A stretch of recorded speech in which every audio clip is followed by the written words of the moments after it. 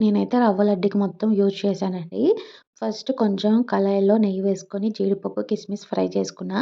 ఇంకొంచెం నెయ్యి వేసుకొని ఇంకా రవ్వ ఉంటది కదా! బొంబాయి రవ్వ అదైతే అర కేజీ అండి. అర కేజీ బొంబాయి రవ్వ మొత్తం నేనైతే చేశాను. పిల్లలకి కొంచెం హెల్తీగా బావుంటది కదా! నెయ్యేసి చేస్తే అని చెప్పి. ఇంకా మొత్తం ఏసేసి రవ్వ లడ్డు అయితే ప్రిపేర్ చేస్తున్నా. ఇది కొంచెం నెయ్యిలో మొత్తం పచ్చి వాసన పోయేదాకా ఫ్రై చేసుకొని పక్కన పెట్టేసుకోవాలి. ఒక బేషన్‌లో వేసేసుకున్నా నేను. అలాగే పంచదార పొడి చేసుకున్నానండి.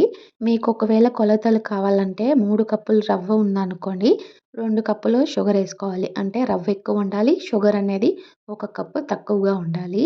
నేను అలాగే చేశాను. మీకు షుగర్ ఎక్కువగా కనిపించిందేమో.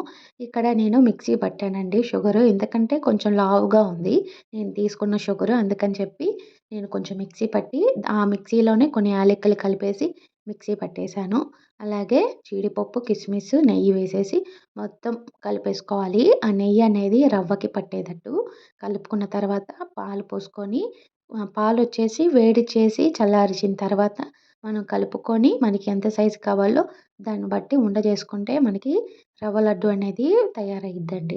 చాలా సింపుల్‌గా పిల్లలకి ఈ సెలవుల్లో చిన్న చిన్న రెసిపీస్ చేసి పెట్టొచ్చు కదా! అని చెప్పి నేను ఇలా ట్రై చేస్తున్నాను. ఎందుకంటే మనం ఇంట్లో పిల్లలు ఉన్నప్పుడే కదండీ ఏదో ఒకటి సెలవులొచ్చినాయి కదా! ఏదో ఒకటి చేస్తా ఉంటే వాళ్ళు తింటారు కదా! అనిపిచ్చిద్ది. ఇంకా నాకు ఇదేదో కొంచెం సింపుల్‌గా ఉంది కదా! అని చెప్పి ఈ రవ్వ లడ్డు అయితే ప్రిపేర్ చేస్తున్నానండి. నాకైతే చాలా బాగా నచ్చింది. పిల్లలు కూడా చేసేటప్పుడే ఇంకా వాళ్ళకి కొంచెం పెడతా చేస్తున్నాను.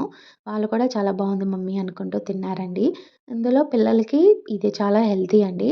పాలు కూడా కొంతమంది తాగరు కదా! ఇలా చేసి పెడితే పాలు, రవ్వ, నెయ్యి మొత్తం బాగా కలిసి టేస్ట్ అయితే బాగొచ్చిద్ది. ఇంకా నాకైతే ఈ రవ్వ లడ్డు చిన్న సైజు కాకుండా కొంచెం పెద్ద సైజుగానే చేశాను. ఇంకా పాపకి కూడా బాబుకి బాగా నచ్చింది. ఇంకా వాళ్ళకి నచ్చితే చాలు ఇంకా ఏదైనా చేయొచ్చు అని చెప్పి ఇంకా నేను రోజుకి ఏదో ఒకటి ప్రిపరేషన్ చేద్దాం పిల్లల కోసం అని చెప్పి అనుకున్నా. ఇంకా అది అయిద్దో లేదో చూడాలి. ఇంకా ఇప్పుడైతే టేస్ట్ అయితే చాలా బాగొచ్చిందండి.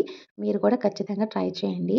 ఇంక ఈ వీడియో మీకు నచ్చినట్టయితే లైక్ చేసి, షేర్ చేసి, సబ్స్క్రైబ్ చేయండి. అలాగే మీ ఫ్రెండ్స్‌కి కూడా ఫార్వర్డ్ చేయండి. బాయ్.